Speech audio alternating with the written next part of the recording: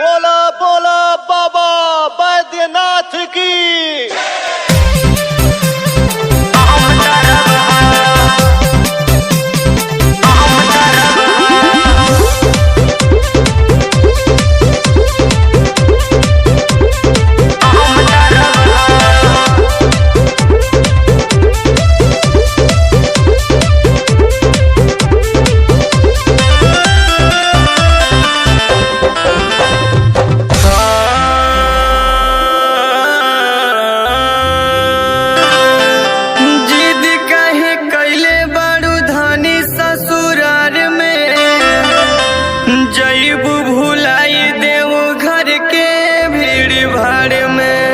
हाथों धोके चलब हो, हाथों धोके चलब हो। जैसे जैसे पिया कहब हम वैसे करब हो। जैसे जैसे पिया कहब हम वैसे करब हो। जैसे जैसे पिया कहब हम वैसे करब हो। हाथों धोके चलब हो, हाथों धोके चलब हो, हाथों धोके चलब हो।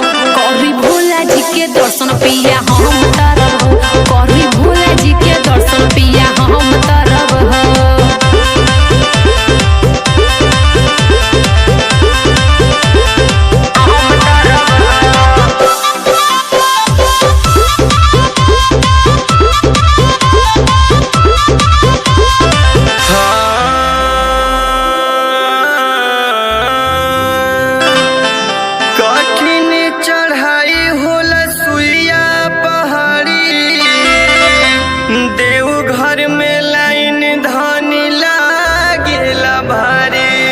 हाथों धोके चढ़ब हो, हाथों धोके चढ़ब हो। दीहे देहिया में दम पर सुइया करब हो। दीहे देहिया में दम पर सुइया करब हो। दीहे देहिया में दम पर सुइया करब हो। हाथों धोके चढ़ब हो, हाथों धोके चढ़ब हो, हाथों धोके चढ़ब हो। जैसे जैसे पिया कहब हम वैसे करब हो। जैसे जैसे पिया कहब हम वैसे करब हो।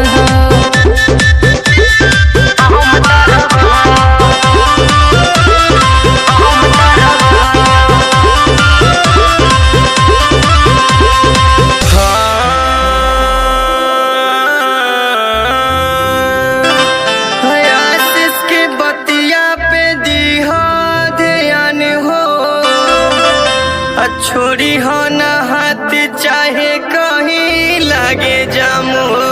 दुख चाहे सहब हो, दुख चाहे सहब हो। बाकी दीपक गौतम जल ढारी रहब हो। बाकी दीपक गौतम जल ढारी रहब।